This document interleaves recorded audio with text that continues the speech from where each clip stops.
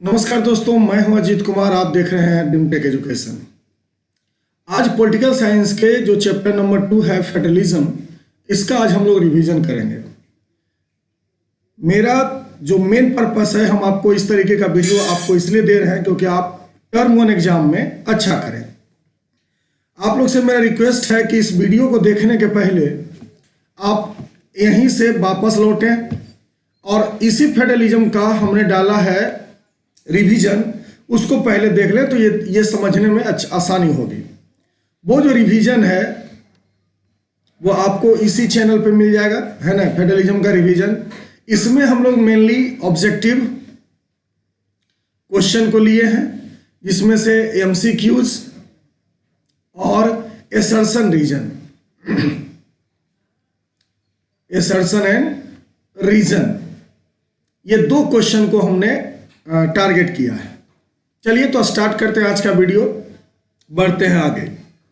सबसे पहले जो हमारा क्वेश्चन है उसमें लिखा हुआ है, system of government in which power is divided between central government, central authority and various constitute unit of the country is called. देखिए, सबसे पहला जो ऑप्शन है वो कहता है सर कि कम्युनिटी या कम्युनलिज्म क्या हो, जब गवर्नमेंट पर, है ना, जब गवर्नमेंट पर कोई स्पेसिफिक कम्युनिटी, है ना, किसी स्पेसिफिक कम्युनिटी, है ना, कोई स्पेसिफिक कम्युनिटी की बातें हो रही हो, तब हम उसको क्या कहते हैं, कम्युनलिज्म। और ये जो कम्युनलिज्म है बाबू, वो क्या बताता है हमको, ये कम्युनिटी गवर्नमेंट की बात हो तो ऐसे स्थिति को हम लोग कम्युनलिज्म कहते हैं। दूसरा है सोशलिज्म।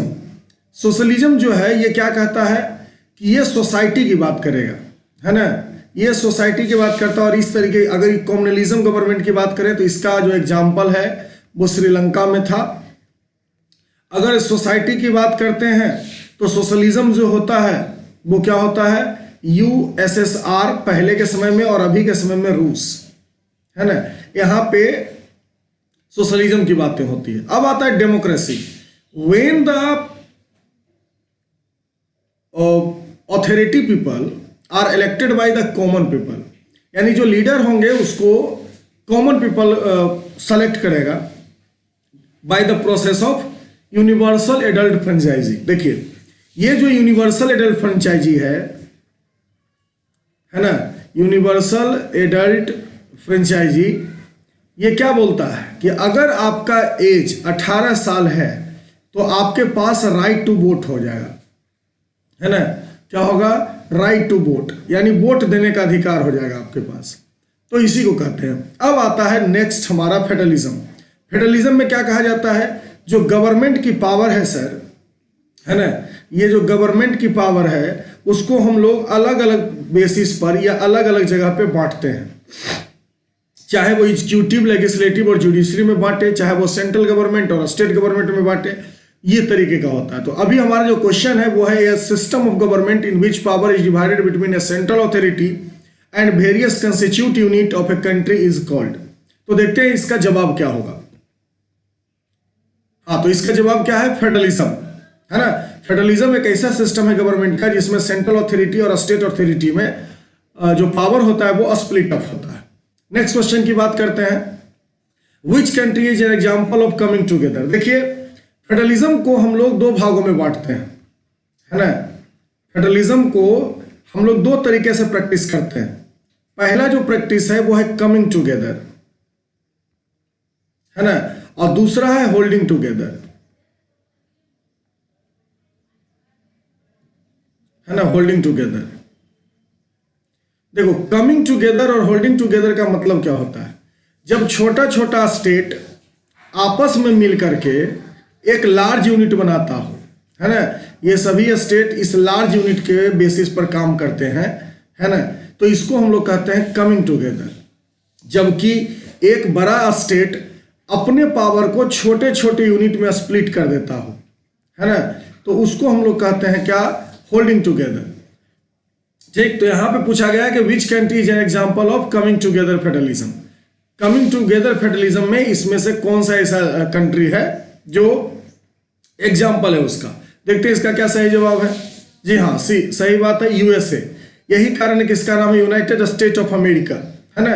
यहाँ पे छोटे छोटे बहुत सारे स्टेट आपस में मिले और उन्होंने एक लार्ज स्टेट का बात रखा। अब आगे बढ़ते हैं हम लोग। Belgium shifted from a unitary form of government to, unitary form of government से, है ना, यूनिटरी फॉर्म ऑफ गवर्नमेंट से, यूनिटरी फॉर्म ऑफ गवर्नमेंट से बेल्जियम जो था वो किस में कन्वर्ट हुआ था?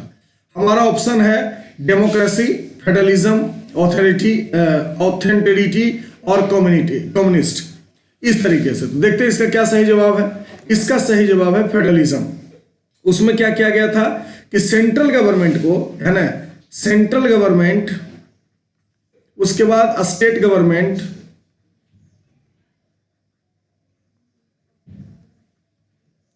और इसके बाद कम्युनिटी गवर्नमेंट, इस तरीके से चीजों को बांटी गई थी। ठीक, चलिए आगे बढ़ते हैं। मेरा क्वेश्चन नंबर 4 है जो बताता है which country follow the unitary system of government. इसमें से कौन सा ऐसा कंट्री है सर जो यूनिटरी सिस्टम ऑफ गवर्नमेंट को फॉलो करता है? ऑप्शन है Belgium, Spain, India, USA, Japan and Belgium, United Arab अमीरात, इसको कहते हैं यूएई, है ना, चाइना और श्रीलंका, और फ्रांस, जर्मनी और India.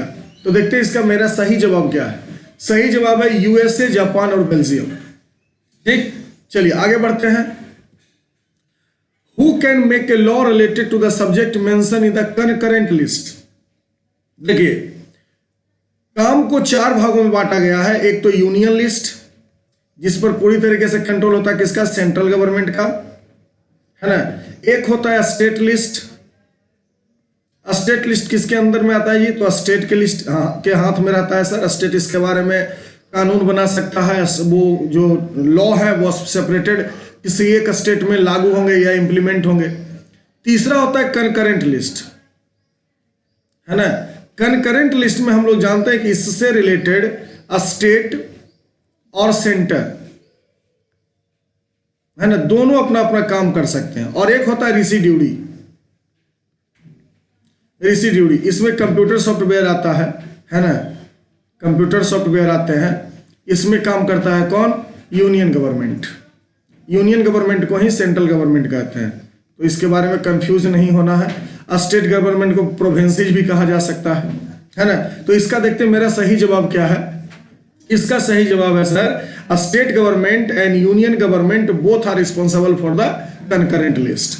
Next question, which level government has the power to legislate on the residuary subject?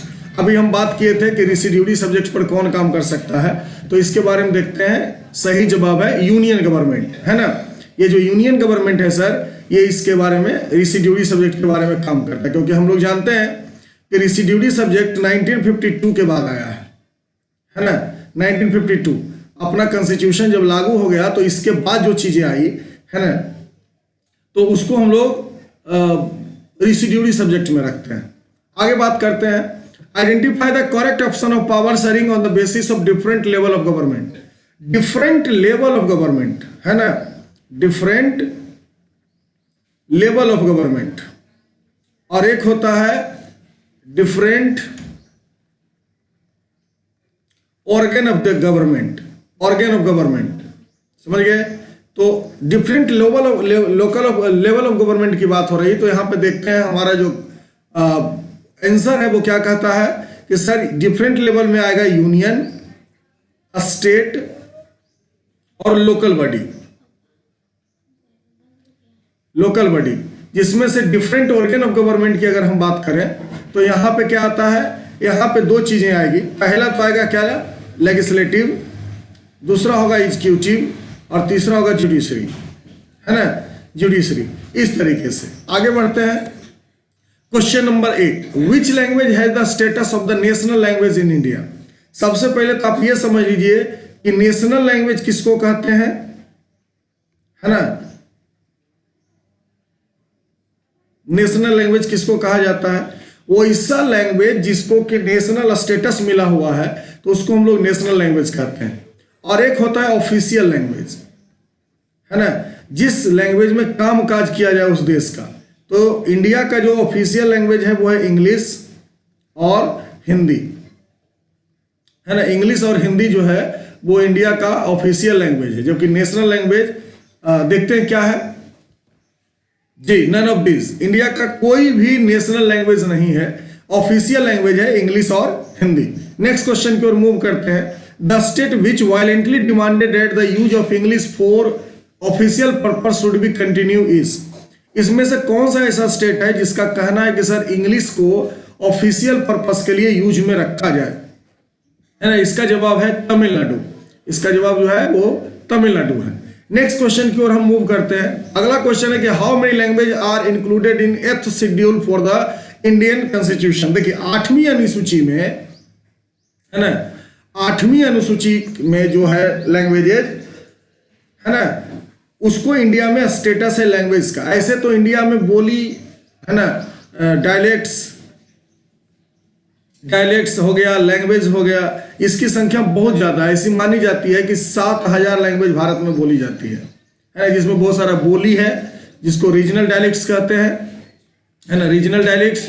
और ये जो रीजनल डायलेक्ट्स है और ये लैंग्वेज सभी मिलाकर के लगभग 7,000 लैंग्वेजेस हैं, है ना, जिसमें 5,000 लैंग्वेजेस को मान्यता प्राप्त है कि चलो सर इतना तो बोला ही जाता है। लेकिन 8th शेड्यूल में कितने लैंग्वेज को शामिल किया गया है, इसके लिए देखते हैं मेरा सही जवाब क्या है। जी सही जवाब है 22, है ना। ये 22 लैंग्वेजेस जो है वो 8th शेड्यूल में लागू है। आगे बात करते हैं, when power is taken away from the state government and it is given to the local government it is called. देखिए इसको कहा जाता है, पहला ऑप्शन हमारा है सेंट्रलाइजेशन, दूसरा है डिसेंट्रलाइजेशन, तीसरा है पंचायत समिति और चौथा है फेडरलिज्म। फेडरलिज्म हम लोग जानते हैं कि एक सिस्टम ऑफ गवर्नमेंट है सर। पंचायत समिति एक 3rd टियर ऑफ गवर्नमेंट की अगर हम बात करते हैं तो उसमें पावर का डिस्ट्रीब्यूशन को दिखाता है ना। 3rd टियर में, 3rd टियर में अगर हम बात करें तो आपको बताया गया है कि आप क्या इसको क्या किया जाता है, तो रूरल और अर्बन इस एरिया से इसको डिवाइड किया जाता है ना। रूरल में ग्राम पंचायत की बातें आ जाती है ना, ग्राम पंचायत। और अर्बन की अगर हम बात करते हैं तो यहां पे क्या हो जाता है, शहर, जिसको सिटी कह सकते हैं हम लोग, है ना, वो सिटी की बात आती है। या यहाँ पे म्युनिसिपल कॉरपोरेशन होते हैं, म्युनिसिपल कॉरपोरेशन होते हैं। तो हमारे पास दो ऑप्शन बचा, सेंट्रलाइजेशन इसको कहेंगे या डिसेंट्रलाइजेशन कहेंगे, है ना। ये दोनों ऑप्शन तो पहले ही खत्म हो गए सर, ये दोनों सिस्टम ऑफ गवर्नमेंट है। यहाँ पे क्या कह रहा है कि पावर को सेंट्रल स्टेट गवर्नमेंट से लेकर के 3rd टियर ऑफ गवर्नमेंट में देना ही क्या कहलाता है, डिसेंट्रलाइजेशन। जी इसका सही जवाब क्या है, डिसेंट्रलाइजेशन। नेक्स्ट क्वेश्चन की ओर मूव करते हैं। The major step towards decentralisation India was taken up in. जो डिसेंट्रलाइजेशन इंडिया का हुआ है वो किस साल से ज्यादा फेमस हुआ, तो इसके लिए जो सही जवाब है वो है 1992। 1992 से जो 3rd टियर ऑफ गवर्नमेंट है ना, 3rd टियर ऑफ गवर्नमेंट, इसको लागू किया गया है। समझ गए, चलिए आगे बढ़ते हैं। Who has a special power in administrating the union territory in India? देखिए अगर हम लोग यूनियन टेरिटरी की बात करें, यूटी की बात करें, तो इसको 3 कैटेगरी में बांटा जाता है ना। ये यूनियन टेरिटरी को 3 कैटेगरी में बांटा जाता है। वो एक तो पहला वो होगा जहां पे चीफ मिनिस्टर होंगे, है ना, जैसे इसका एग्जांपल है हमारा दिल्ली, इसका एग्जांपल है दिल्ली। अब दूसरा जो है वहां पे क्या होता है, डिप्टी राज्यपाल होते हैं, डिप्टी गवर्नर, है ना, और एक होता है गवर्नर के द्वारा रूल किया गया। तो ये तरीके से, इस तरीके से हम लोग यूटी को स्पेशलाइज तरीके से बांट लेते हैं।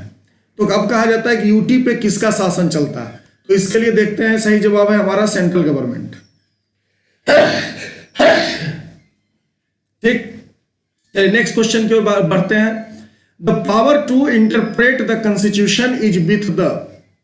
कॉन्स्टिट्यूशन को हम लोग किसके द्वारा इंटरप्रेट कर सकते हैं, है ना, तो इसका जो सही जवाब है वो है जुडिशरी। जुडिशरी को हम लोग इंटरप्रेट करते हैं कॉन्स्टिट्यूशन के द्वारा। नेक्स्ट क्वेश्चन है हमारा, name the prime minister of India in the name of alliance. ये एयरलाइंस लिखा गया है ना, alliance, alliance headed by him. देखिए भारत में दो तरीके के अलायंसेस चलते हैं, है ना। अगर हम भारत में अलायंसेस की बात करें तो दो है। एक है यूपीए, इसको कहते हैं यूनियन प्रोग्रेसिव अलायंस, जिसको हेड करता है कौन? कांग्रेस। चलिए दूसरा जो है वो है क्या? एनडीए। एनडीए को कहते हैं नेशनल डेमोक्रेटिक अलायंस, और इसको करती है हेडेड कौन? बीजेपी। इसको कहते हैं भारतीय जनता पार्टी। तो अभी भारत में जो सरकार है सर वो एनडीए का है ना। चलिए तो इसका हम सही जवाब देखते हैं। ये पिक्चर किसका है? सबसे पहले तो देखो यहाँ पे कोलिजनल गवर्नमेंट लिखा गया है ना। यानी कोलिजनल गवर्नमेंट किसको कहते हैं? जब कोई सिंगल पार्टी, है ना, जब कोई सिंगल पार्टी मैंडेट पूरा नहीं कर पाए तो वो अपने साथ बहुत सारे रीजनल पार्टी को, है ना, या नेशनल पार्टी को मिलाती है और दोनों मिलके गवर्नमेंट बनाती है। ऐसे गवर्नमेंट को हम लोग एलाइड गवर्नमेंट कहते हैं, या फिर उसी को कोलिजनल गवर्नमेंट कहते हैं, है ना। इसी को हम लोग कोलिजनल गवर्नमेंट कहते हैं, एलाइड गवर्नमेंट कहते हैं या कोलिजनल गवर्नमेंट कहते हैं। तो ये जो पिक्चर है वो है श्री अटल बिहारी वाजपेयी का, और हम लोग देखते हैं इसका सही जवाब क्या है। सही है अटल बिहारी वाजपेयी, एनडीए, है ना, नेशनल डेमोक्रेटिक अलायंस। चलिए आगे बढ़ते हैं। अब हमारे पास जो क्वेश्चंस है वो है assertion and reason based question. तो एसर्शन और रीजन बेस्ड क्वेश्चन को करने के लिए बोर्ड क्या करेगा कि आपको जो बोर्ड है ना, सीबीएसई बोर्ड है, वो इसी तरीके से आपको डायरेक्शन दे देगा, है ना। डायरेक्शन यहाँ पे क्वेश्चन की संख्या अलग अलग हो सकती है। डायरेक्शन रहेगा in the given below there are two statement makes marks as assertion मतलब ए, और रीजन मतलब आर। जहां पे ए लिखा गया है वहां पे आप एसर्शन समझे उसको, और जहां पे आर लिखा गया है वो रीजन है। इस स्टेटमेंट को पढ़ना है और आपको 4 कोड में आंसर देना है। कोड हो गया ए, बी, सी और डी। ये 4 कोड है। ए आप तब लिखेंगे जब आपको एसर्शन और रीजन दोनों सही लगे, और रीजन जो है वो एसर्शन का सही एक्सप्लेनेशन है ना। यानी कि R is the correct explanation of A. उसी तरीके से अगर हम बात करते हैं एसर्शन और रीजन की, दूसरा बी की, तो बी क्या कहता है सर? एसर्शन सही है, रीजन सही है, लेकिन रीजन जो है वो करेक्ट एक्सप्लेनेशन नहीं है एसर्शन का, तो आप लिखेंगे बी। सी आप तब लिखेंगे जब A is true but R is false, और डी जो है वो A is false but R is true. इस तरीके से आप ए बी सी डी करके लिखेंगे। सबसे पहला क्वेश्चन जो हमारा है वो है Belgium and Spain has holding together federalism, है ना। बेल्जियम और स्पेन में होल्डिंग टुगेदर फेडरलिज्म है, ठीक। चलिए आगे बढ़ते हैं। रीजन कहता है a big country divided power between constitute state and national level. जब नेशनल लेवल और स्टेट लेवल में पावर डिवाइडेड हो, है ना, तो उसको हम लोग क्या कहेंगे? यहां पे देखिए क्या है कि ये जो बातें हैं सर वो हमें सॉरी, पहले तो होल्डिंग टुगेदर को देख लेते हैं। होल्डिंग टुगेदर क्या कहता है कि एक बड़ा यूनिट है वो छोटे छोटे स्टेट को होल्ड करके रखा हुआ है, यानी अपना ही कुछ पावर छोटे छोटे को दे के रखा है ना। तो इस ऐसे स्थिति को हम लोग कहते हैं होल्डिंग टुगेदर। और दूसरा जो वो फेडरलिज्म का 2 टियर ऑफ गवर्नमेंट की बात कर रहा है ना, 2 टियर ऑफ गवर्नमेंट की बात कर रहा है। सेपरेटली अगर देखें तो एसर्शन भी सही है, रीजन भी सही है, लेकिन रीजन जो है वो बेल्जियम और स्पेन के बारे में नहीं बताता है, वो पूरा फेडरलिज्म के बारे में बता रहा है। तो इसका जो जवाब होगा सर वो बी होगा। आगे बढ़ते हैं, है ना। तो अब आता है क्वेश्चन नंबर 17। 17 क्या कहता है? एसर्शन है power is taken away from central government and state government and gives to the local government is called decentralisation. चलिए ये भी सही लिखा गया है। अब दूसरा क्या है कि large number of problem issues are best settled at the local level and it is the basic idea behind decentralisation. तो इसमें ए भी सही है, बी भी सही है, और ए जो है सर, है ना, ये जो आपको देख रहे हैं कि आर जो है वो ए का करेक्ट एक्सप्लेनेशन है। तो ऐसे स्थिति में इसका जवाब जो होगा वो ए होगा। चलिए आगे बढ़ते हैं। एसर्शन आपका कहता है कि जिला परिषद chairman is the political head of जिला परिषद, है ना, ये सही है।